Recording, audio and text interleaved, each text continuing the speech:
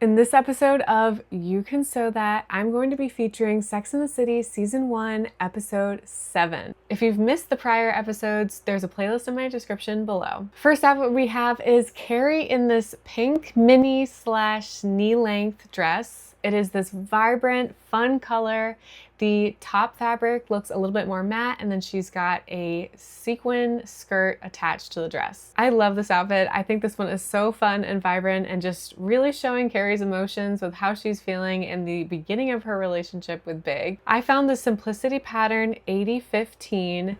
It's a little bit hard, but if you zoom in and that green dress, I think should give you that look that Carrie has. You have a little bit more of that empire waist that kind of curves a little bit down to the sides, and then you could find a sequin fabric to get that really fun skirt portion of the dress. I'm really loving this episode. There are so many fun, vibrant dress colors.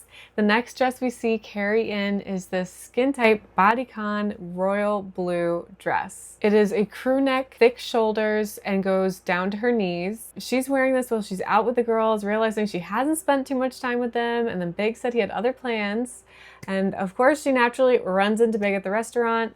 I don't know if I should give away too many teasers, but let's just say she wasn't pleased. The dress pattern that I found for this is McCall's M8058, and I would make this in view A with that length right above the knee, and then have the sleeve finish of F, so you get that sleeveless look still. I think pulling those two together will give you that look that Carrie has with this dress. Also in the scene is Samantha with this really pretty lilac purple dress, and this is a little bit more form-fitting, a sweetheart neckline, spaghetti straps, and fringe going along the bust. I think this Butterick B6131 should get you a good base of this dress. It'll have that sweetheart neckline if you use view A, and then I think it looks like in view C the skirt is a little bit tighter, so maybe if you use the skirt in that view, combine it together, I would make thin spaghetti straps and then find some fun fringe to kind of drape across the bust line. Next we have Carrie meeting up with Stanford, and she's wearing this yellow wrap dress.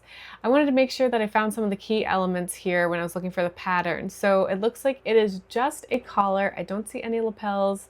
Looks like they just kind of pressed out the front of the top, and the dress looks like it doesn't have any buttons going down the center.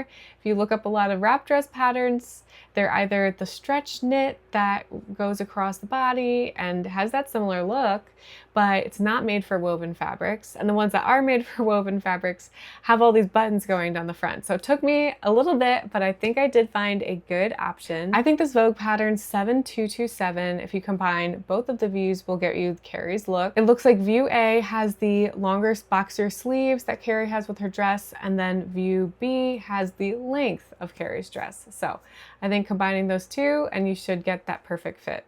Now we have Charlotte out on a date, and she's wearing this asymmetrical tank top with a knee-length skirt. And I found something I think that can work. I ideally would have liked to find something a little bit closer, but it is a fairly unique top. I couldn't tell if it was a bit backless, but I found a somewhat normal tank top with the thicker straps, a little bit more of that square neckline, and then a longer skirt. And that is all in this pattern by Simplicity 9179. So the adjustments that I would make to this pattern to get it a little bit closer to what Charlotte is wearing, I would use the tank top, and then I would just start to angle down on the pattern to get that asymmetrical look.